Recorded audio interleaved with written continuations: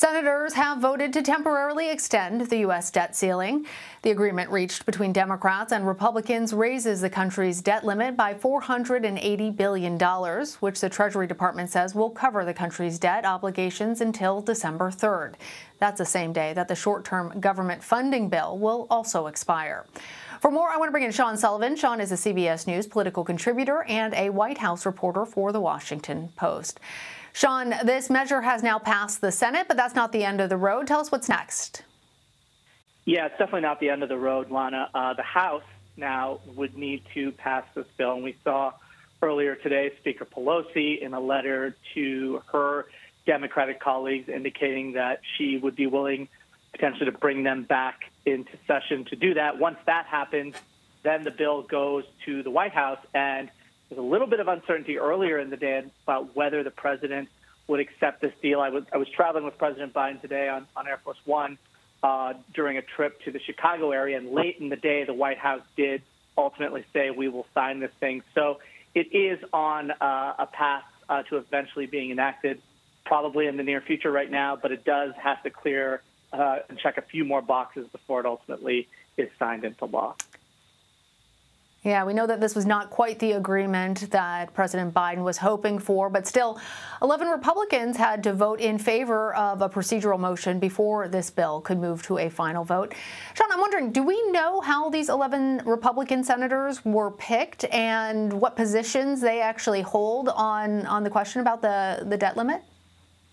Well, I think that's something we're certainly going to scrutinize in the coming days. When you look at some of these Republican senators, some of them are, retiring, not, continuing on in office, and so they don't face the same pressures from their base. Some have burnished reputations as more centrist, more moderate members. And as you mentioned, Lana, they cleared the way on this procedural vote. And when it comes to the final vote, the final margin, the final tally, that broke along party lines. So I think we can still down the line expect Republicans to pin blame on Democrats for raising the debt ceiling, and we could see more partisan warfare to come. And this is just sort of a temporary fix, something that effectively kicks the can down the road and creates another showdown, another cliff late this year in December that Democrats who control the House, Senate, and the White House are going to have to deal with all over again. And so the prospect of another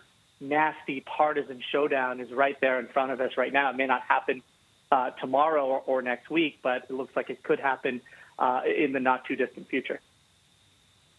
Yeah, and we heard just before the final vote, Senate Majority Leader Chuck Schumer really being very upset with Republicans, calling this a Republican-manufactured crisis, while Senator McConnell has also blamed this whole thing on Democrats and pointed a finger at President Biden and his particularly human infrastructure spending bill. Given all of this finger-pointing, Sean, how difficult will it be to get to a long-term bipartisan deal? Very, very difficult to get to anything bipartisan. I mean, there was really no bipartisanship in terms of the longer-term negotiations, and that they were only able to get this sort of short-term fix.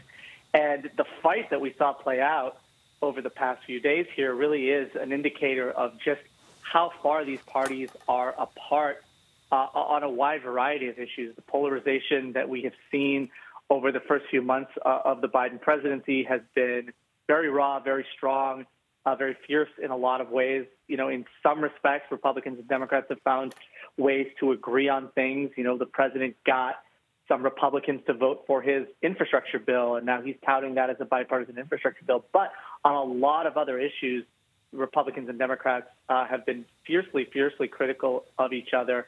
And on this, we saw McConnell for a long time, Mitch McConnell, the Republican leader, the minority leader in the Senate, really dig in and say, look, we are not going to work with you on this. And we see Schumer, as you mentioned, the majority leader, have some pretty strong words about the Republican actions. We've also seen President Biden this week on numerous occasions express some really sharp criticism of Republicans. And remember, it wasn't that long ago that Joe Biden, then as Vice President Biden during the Obama administration, was able to work with Mitch McConnell. They were able to strike deals. They were able to work together and find compromises.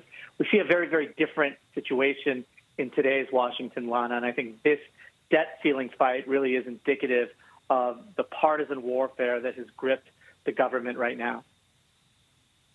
I want to dig deeper into that with you, Sean, because we also heard the majority leader say that today is proof that the debt limit can be addressed without going through the reconciliation process. You mentioned how Minority Leader McConnell had really dug in his heels and made this a partisan issue, whereas during the Trump administration, both Republicans and Democrats united to pass a raising of the debt ceiling limit. Do you think that, given that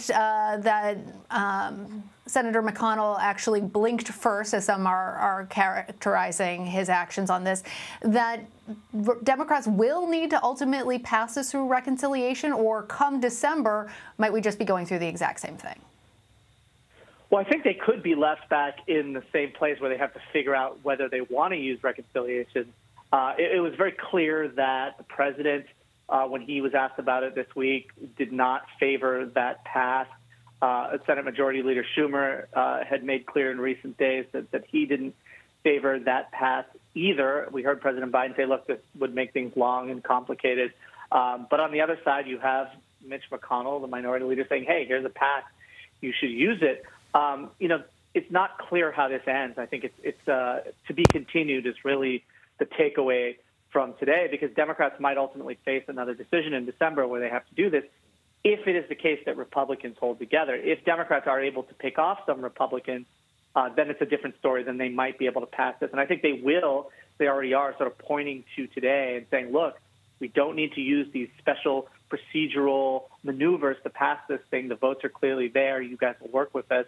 But, there's very little reason to believe, Lana, that this partisan showdown, this partisan warfare, this Republican versus Democrat dynamic that we're seeing in Congress and in government more broadly right now, there's very little reason to think that is going to ease up anytime soon. Democrats are trying to move forward with a pretty ambitious social, a plan to expand the social safety net in this country. Republicans have united against that, have been fiercely, fiercely critical of their plan. So, the agenda that Democrats are trying to push forward in the coming week is very much at odds with what Republicans want. And as we barrel toward this December deadline, it just looks like there is a lot of potential right there for a lot of partisan attacks and partisan warfare heading toward the end of the year.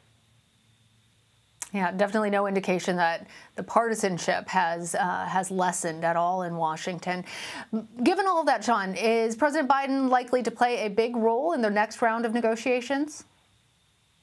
Well, we'll see, because in this round of negotiations, he took a position of trying to pressure Republicans to change their mind, or at least to direct public attention to what they were doing and to try to pin blame on them for this. We saw the president at the White House earlier this week gather business leaders together. He held an event where he had some of the most powerful CEOs and banking leaders talk about how dangerous it would be if the debt ceiling was not raised. And, I go back to this dynamic that used to be a somewhat productive one between President Biden and Mitch McConnell during the Obama years. They were the ones who were able to negotiate, reach a deal when then President Obama and others were not able to. But now, in today's dynamic, we see very little indication of that cooperation.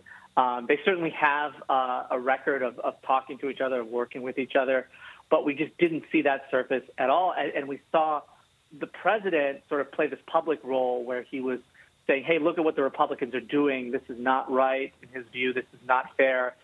In his view is what he was saying. And so we didn't necessarily see any sort of indications of negotiations between President Biden and the Senate Republicans. Both sides were pretty dug in on this point. The Republicans were pretty dug in on blocking this. So, it remains to be seen, but that things would have to change, I think, for there to be some sort of breakthrough in which the president involves himself in negotiations. It's important to remember this White House is very careful, very cautious about who they are talking to, who the president is talking to, and the risks that these negotiations could fall apart or that details of these conversations could be leaked. So I think there is a certain degree of caution at the White House about how they go about these negotiations. And I think that'll be one of the biggest question marks to answer heading toward December is, will President Biden himself try to get some Republican votes, try to get a deal, or are we looking at a Democrat versus Republican situation all over again? Yeah, and of course we know that President Biden is also busy with negotiations and brokering negotiations within his own party at the moment. Sean Sullivan, thank you. Thanks.